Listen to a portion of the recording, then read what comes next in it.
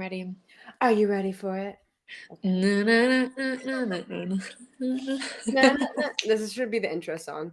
na, na, Hey na, everyone, are you ready for this? Na, na, na, na, na, na, na, na, na, na, na, na. na, na, I like na, that. na. Whoa, it's the wave. Whoa. Whoa! And welcome back to the Taste Buds podcast, everybody. Hi everyone. Thanks for stopping in during your holiday season. If you're as busy as we have been, I really appreciate it because Yes, it ain't easy. it ain't easy being green. No. So this week we're doing it a little bit different. We have decided that it's the day before Thanksgiving that we're recording this right now, and things are a little crazy. So we have decided we're going to switch it up this week and do a rapid Q&A. Maybe not that rapid, but we are just going to really be focusing on our listener questions this week and just, giving you guys what you are asking for, I guess. So yeah, a medium speed question. Yeah, I would say we're going to take our times in answering the questions, but we're just going to be doing questions this week. So, before we get started, I just saw a fly and I need to go cover my pies. Okay. So, April is going to go cover her pies, but she is making the splendid salted caramel chocolate pecan pie that we talked about last week. I will actually be making it later today, so maybe we can have a pie contest, April, and whoever pie wins gets the bigger high five. I think yours is gonna win because I think I slightly burnt the caramel on mine because it's the first one.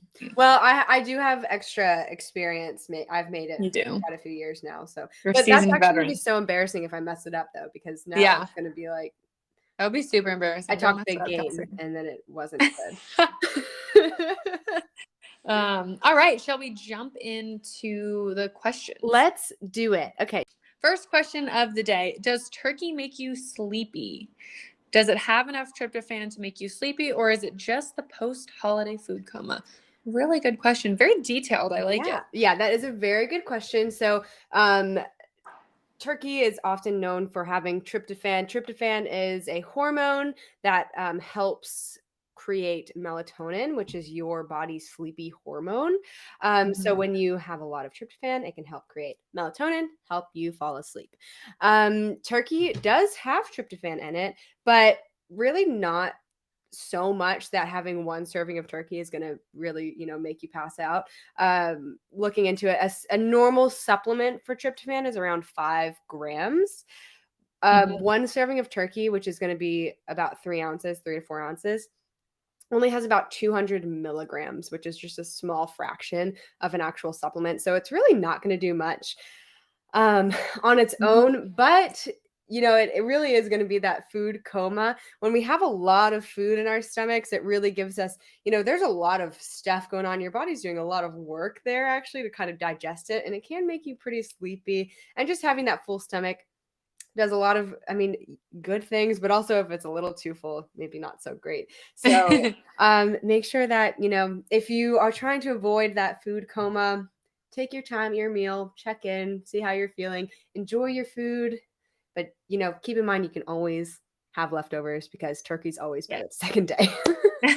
Absolutely. I wholeheartedly agree. Listen to your hunger and fullness cues, eat the foods you love. And always remind yourself that there's no need. A lot of people, I feel like during the holidays get that Last Supper syndrome where they just eat anything and everything because they never get it and they restrict throughout the rest of the year. But just remind yourself there's no need to do that. You can have it the next day. You can bring it to work next week, for lunch all week, or eat it for dinner. There's plenty of options. No need to restrict. Definitely. All right. You ready for question number 2? I'm ready, Freddie. Okay. If pumpkin is a superfood, can you make a superfood pumpkin pie or a healthy pumpkin pie? Superfood, I would say, is honestly just one of those marketing words that's like, that's why but if it has antioxidants, it usually can have that superfood word. Pretty much every single fruit and vegetable is going to have antioxidants in it, which is awesome because that's great. They're really good for you. But there's not one food that's like This is amazing. So this is a great question. Superfood's an interesting word. It can be one of those words just like utilized by diet culture to make foods, sound Yeah. like they have these superpowers and automatically will make you healthy, which isn't true. Although pumpkin has a lot of amazing qualities, and definitely recommend incorporating it into your everyday, what you eat every day. You can make a diabetic pumpkin pie. I mean, if you're wanting to make one, I would say probably just replacing the sugar components with some type of artificial sugar or something like that. Although artificial sugar tends to be a lot sweeter than normal sugar. So you just have to kind of pay attention to that ratio. I don't think it would be like a 1-to-1 ratio of replacing, 1 cup of sugar with 1 cup of artificial sugar, because it might be way too sweet. That being said, although you can technically make a diabetic pumpkin pie, that doesn't mean just because you're diabetic that you have to have a diabetic pumpkin pie. You can absolutely eat normal pie as a diabetic. Of course, being diabetic, you have to pay more attention to the carb intake purely because it affects your blood sugar and your health directly. So I would just focus on, in addition to having your slice of pie, having some type of protein and fat source along with it or shortly before it, just to slow down that digestion, and loading up on lots of vegetables, just so you're balancing out the really high sugar intake for the pie. Mm-hmm. Definitely. Yeah. Yeah, I mean, there's other like tips and tricks that you could throw in there if you want. You Mm-hmm. could use a whole grain crust, and you can, add some other Mm-hmm. things in there that will, add some nutrients, some fiber, some things to kind of slow down that digestion, slow down that, blood glucose uptake. But like April said, allow yourself to have it, have a piece, enjoy, move Mm-hmm. on. Yeah, absolutely. All right, next question. And this kind of piggybacks nicely off of the last one we just answered. Yeah. But this question is, what are the best holiday foods for diabetics?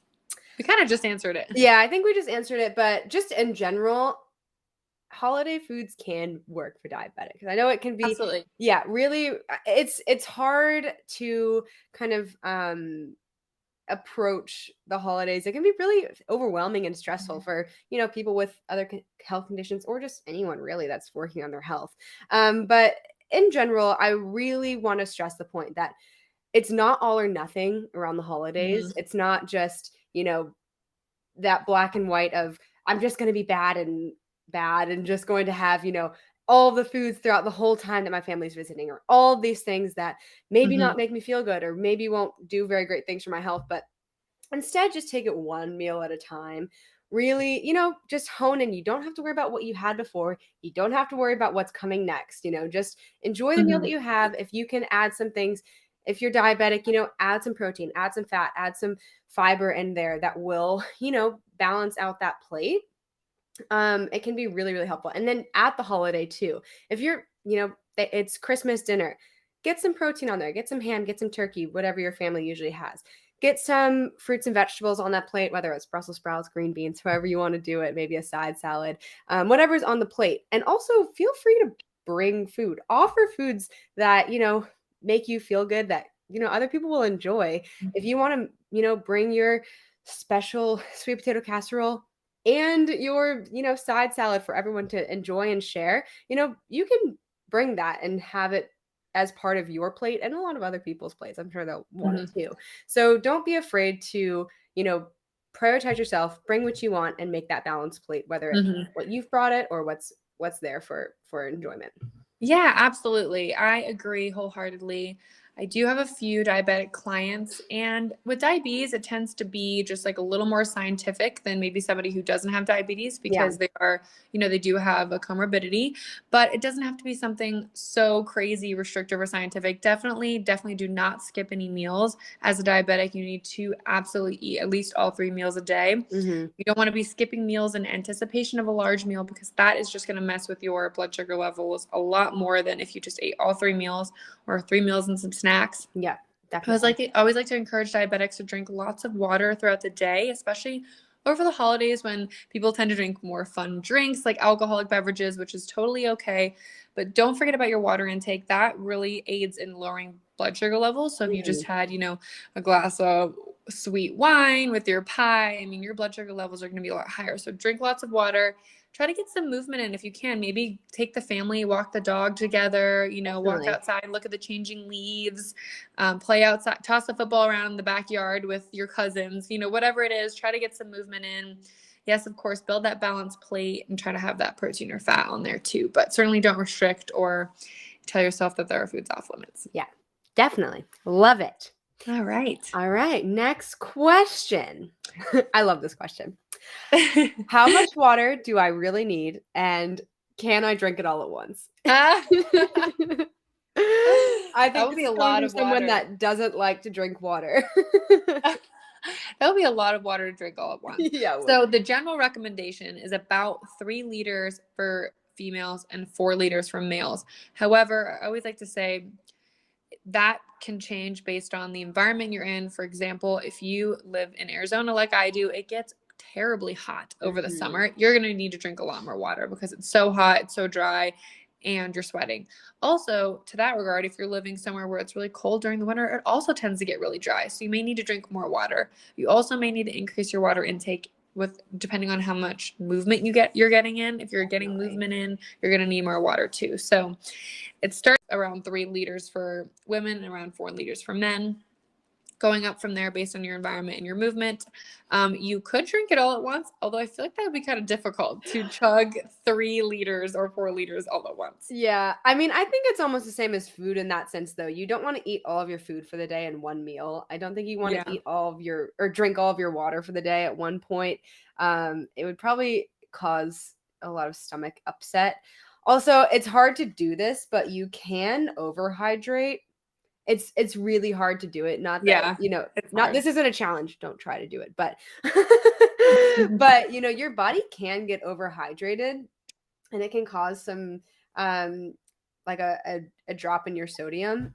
So you don't want to do that.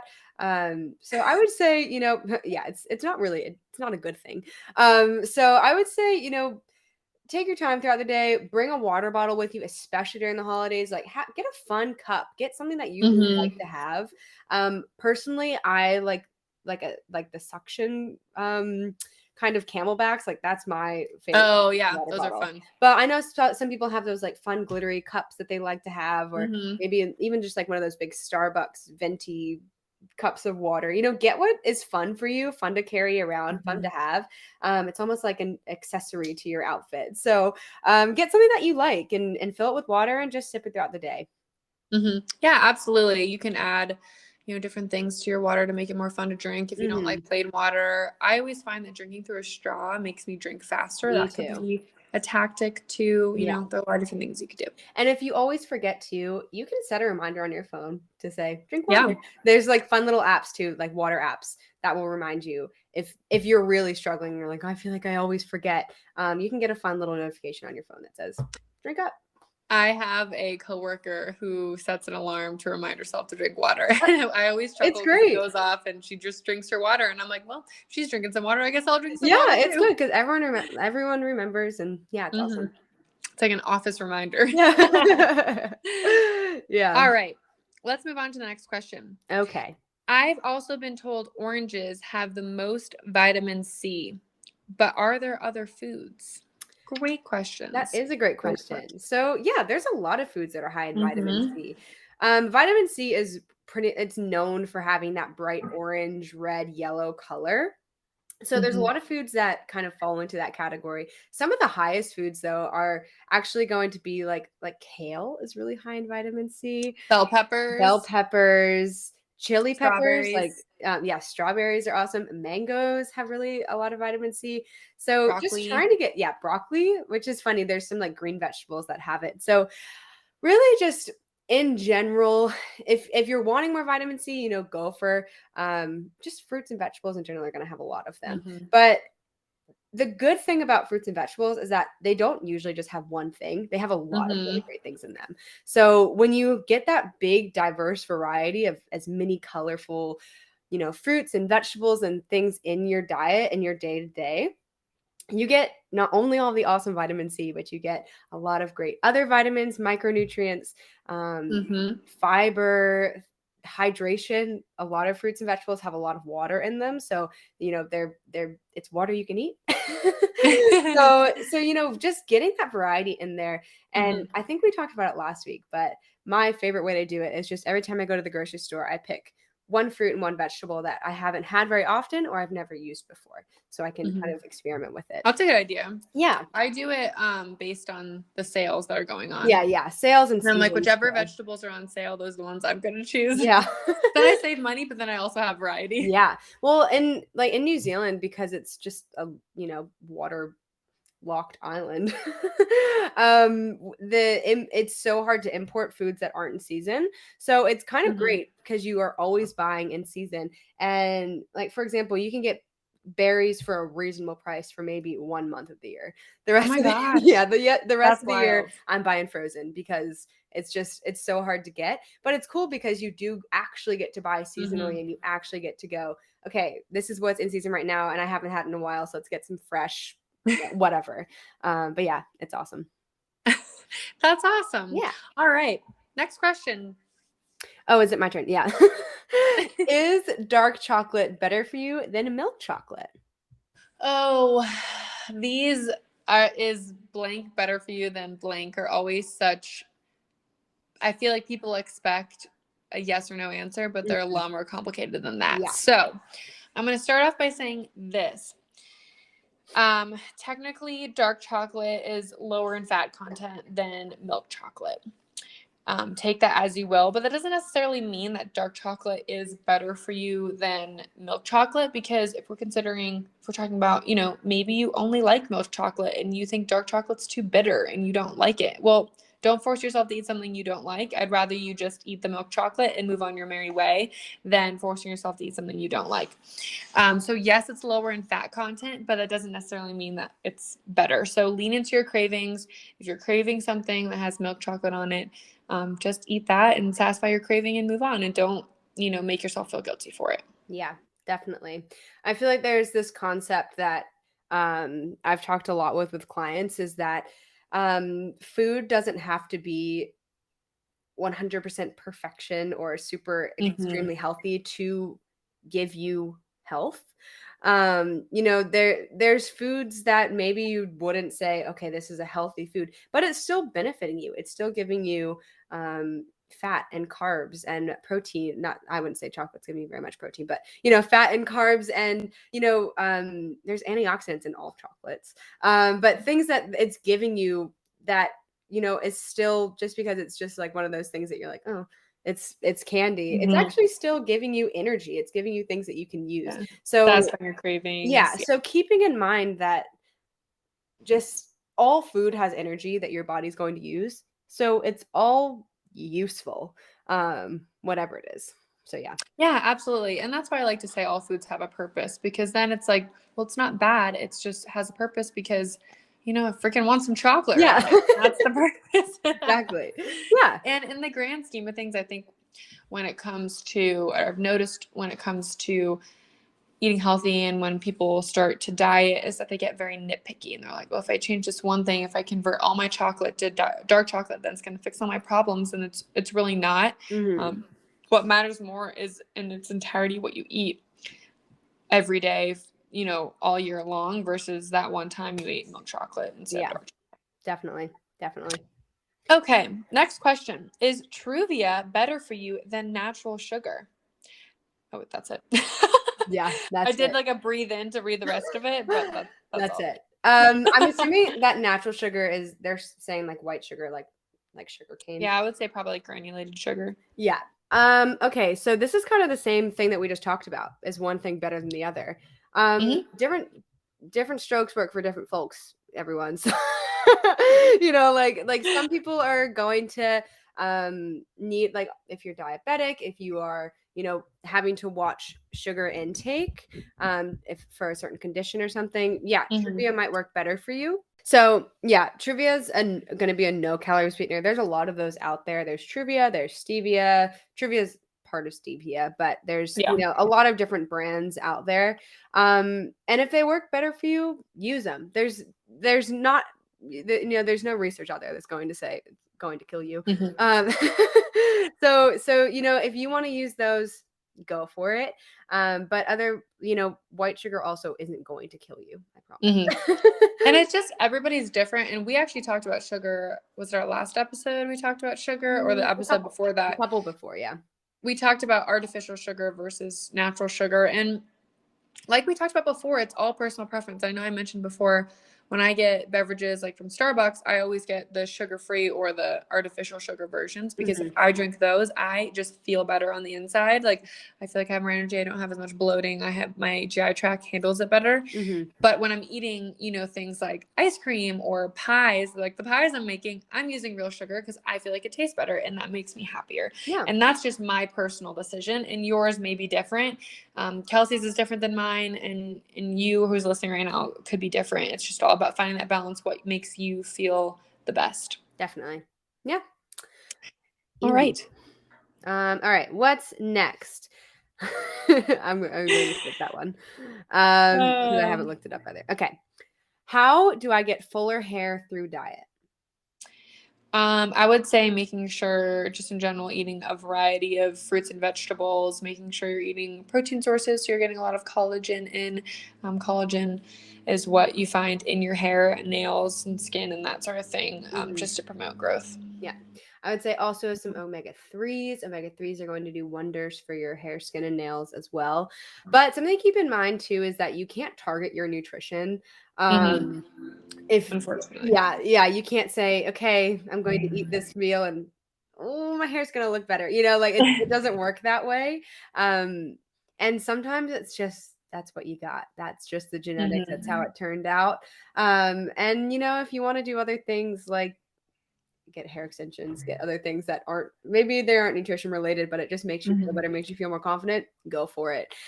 Because some, food is great for you.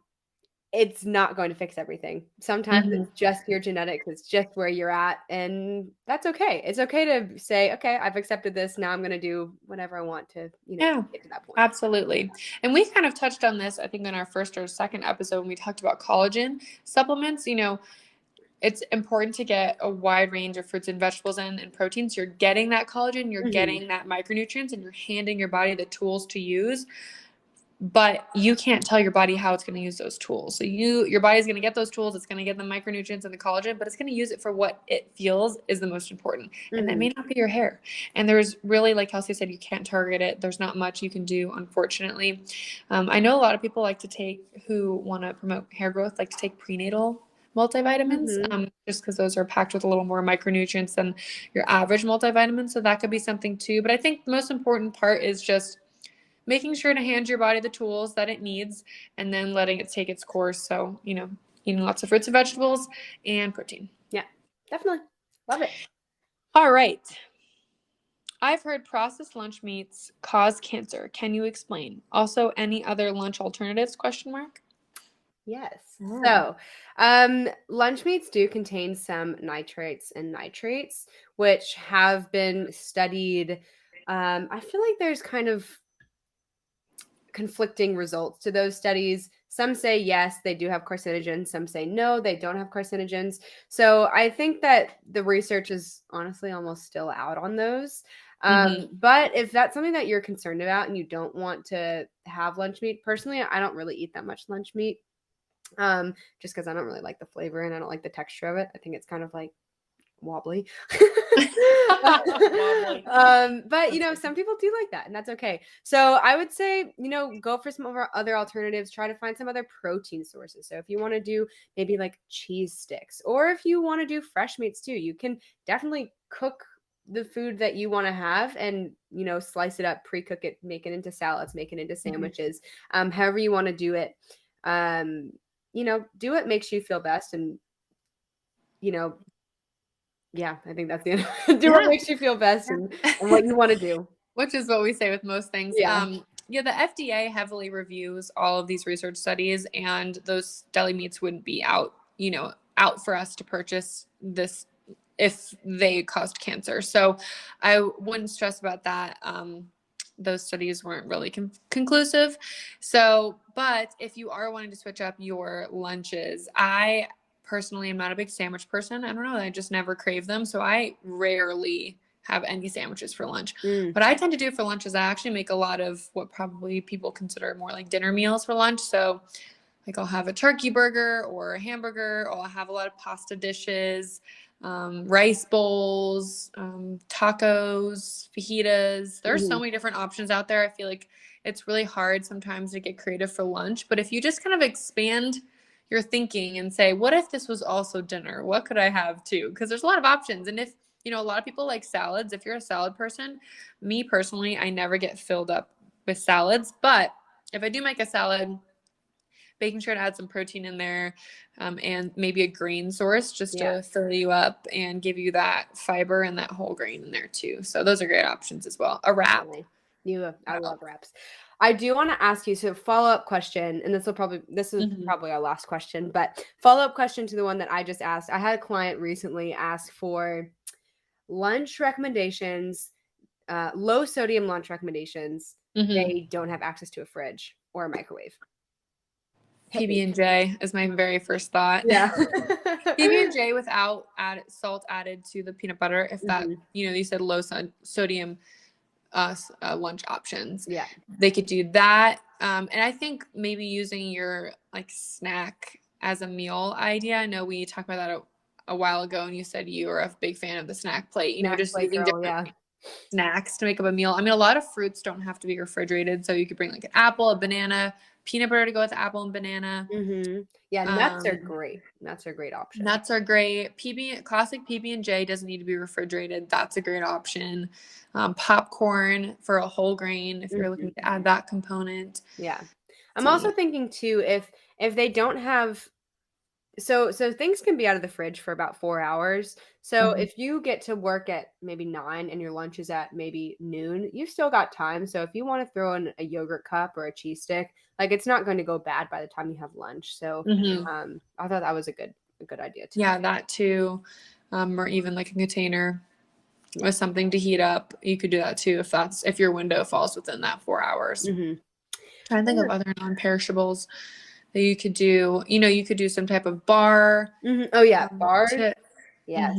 Yeah. I'm really big on those RX bars right now. Those are so good. I love those. I love those. Yeah. So you could do like a combo of things. Yeah. Like, that's a good question. Yeah. Well, thank you, April. Thank you, really Kelsey. Oh my gosh, you're welcome. I enjoyed our rapid fire QA. I feel like we probably keep an eye out for more of these. These will definitely be happening on our holiday weeks, our busier weeks. And I hope you guys enjoyed it too. Let us know which one if you like the long form or this one, or if you want to mix it up too. We want to make sure that you guys are interested in what we're talking about as well. Yes, please give us feedback. Yeah, and give us questions. We need more questions. Yes, more questions. Yes, please. But overall, thanks so much, April. Thanks everyone for listening and for being here. As always, please give us a review, subscribe, follow us on Instagram, follow us on here, wherever you're listening. It really helps us out. Yes, absolutely. Everything Kelsey said. Yeah. All right. So happy holidays. What will this be? In December at some point? In December at some point. I almost said happy Thanksgiving because our Thanksgiving is tomorrow, but this is going to come out after Thanksgiving. Yeah. So happy December. Happy Actually, times. I think it might be Hanukkah while it's released. So happy Hanukkah for those that celebrate Hanukkah, I think. Happy holidays. Yeah. Happy Christmas, Hanukkah, Kwanzaa. I love it. Okay, everyone. Talk to you soon. Adios. Bye. Bye.